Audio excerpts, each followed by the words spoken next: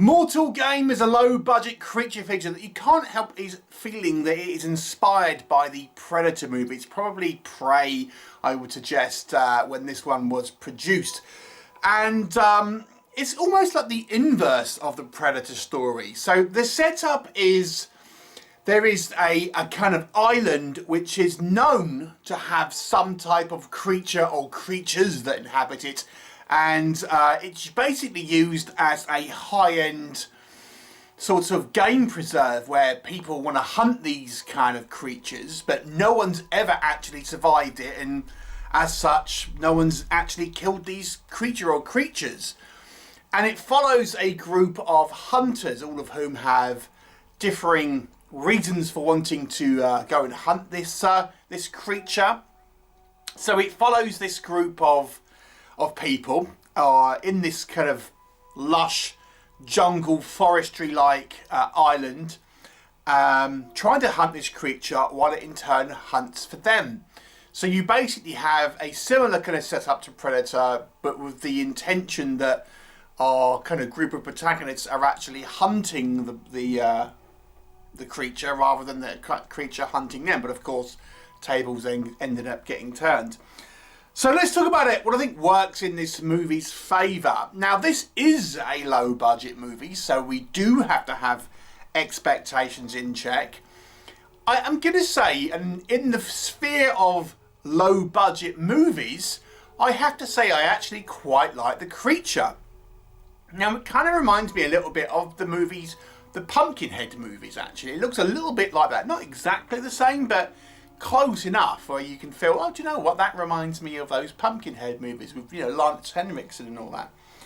So, you know, it's maybe not as quite as impressive as that movie, but or that movie series, but nonetheless, I actually still quite liked it. And when we do kind of see our creature, I mean, it's obviously just a kind of a guy in a sort of rubber prosthetic suit, but again, when you consider this as a lower budget film, I quite liked it. It's got, you know, articulated jaw, and you see a little bit of movement in the face and stuff, and it looks quite impressive. And I thought it was quite good. And the creature is depicted to be reasonably intelligent, if that makes sense. So not quite, you know, human level intelligence perhaps, or anything like that, but it's enough to understand the kind of the situations that it's in and trying to ensnare people and trap them and play them at their own game. So there's a little bit of kind of a battle of will, so to speak, where our kind of protagonist does, you know, find out that this creature maybe is not just like a dumb animal, it's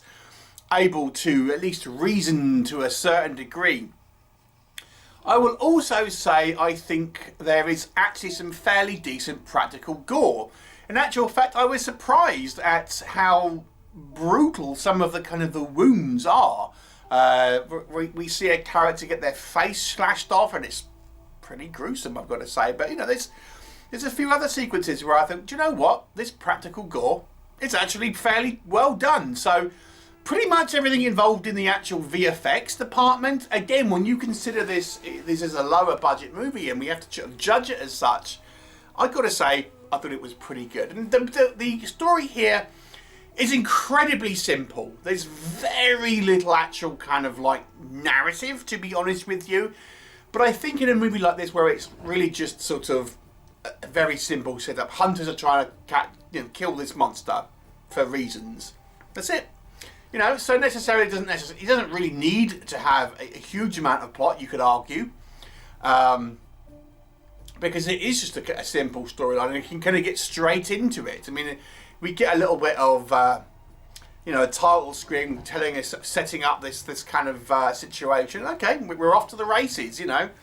So, no kind of like massive twists and turns here, but I don't think every film needs to necessarily have that. It's a simple story, and I think, because of that, the action happens fairly early on, and, there's an attempt here to kind of build the mystique of the creature, because we don't see it in its full glory initially and things like this. So, there's some stuff to say about this movie on the positive side. But, however, there's also some stuff to say on the negative side. All right, so the big one for me is this movie is nearly, I would say about 80% filmed in like low light, or at least like day for night scenes where they have clearly filmed in the day but darkened it to make it look like it's night. And the end result is the cinematography is incredibly dark. So it's actually sort of quite hard to really see what's going on a lot of the time, to the point where it's like noticeably annoying. I can't help but feel they're trying to hide the creature. Now, when we do see the creature, I didn't think it was all that bad, you know. I didn't think there was any real reason to kind of like try and hide the VFX, but maybe it's because we're seeing it in low light all the time that maybe I'm saying that. But the downside of this is it's incredibly dull.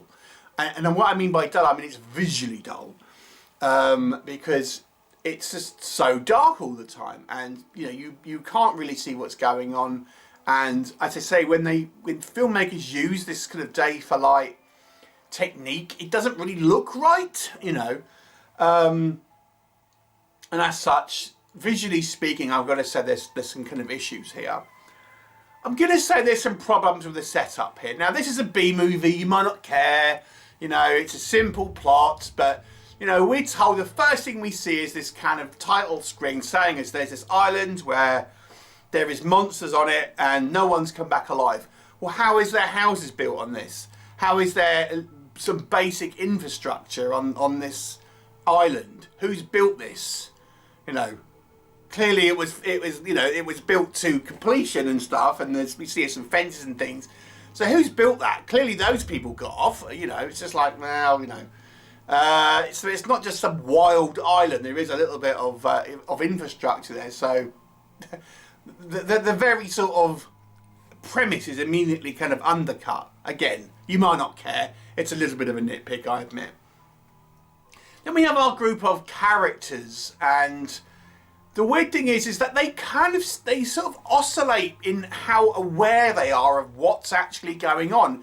Initially, they appear to be completely cognizant in regards to, you know, we've signed up for this kind of dangerous hunt. We know the risks and everything like that. So, okay, fair enough. But then as the film goes on, they sort of start questioning it. Oh, there's one guy who's more interested in sort of filming this creature. Seems to have no idea about what's going on. Like, well, surely you must have known. You clearly must have paid to do this.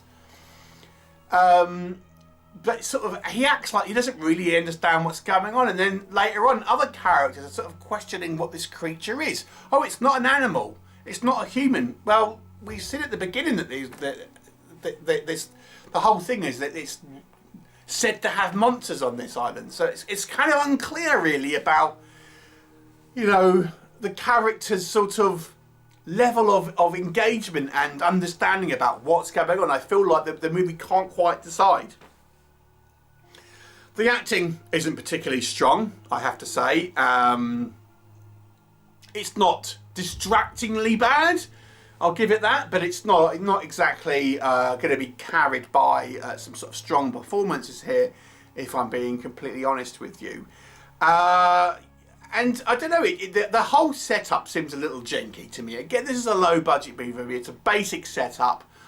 You know, there's little kind of like supplies on this island. We're told that there's raiders, but who are these raiders? What's happened to them?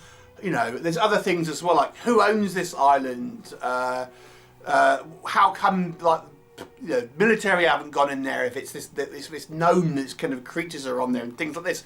Where do these creatures come from? Are they aliens? Are they kind of experiments? Nothing, you know. So this is like bare minimum in regards to actual kind of story development. Again, I know I said that sometimes films can benefit from having a simple storyline, and that is true, but obviously the context about the setup here I think is really weak.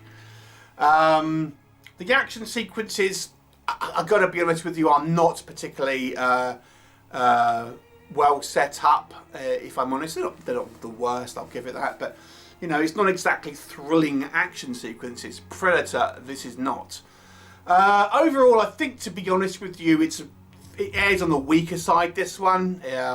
You know, I think if I had to hazard a guess, the filmmakers here were a little bit, oh my god, you know what, the creature looks a little bit rubbery. It looks like a man in the suit. We'll try and hide it and things like this. There's some really choppy editing in this as well. Again, I think to try and spice up some of the action sequences by having these kind of quick cuts, and it just looks like crappy editing, to be honest. Overall, for me, this is a 3 out of 10. It's not a strong movie. Somewhat watchable if you like low budget monster movies, but not a good movie overall. What were your thoughts? Leave me a comment and I'll look forward to seeing you next time.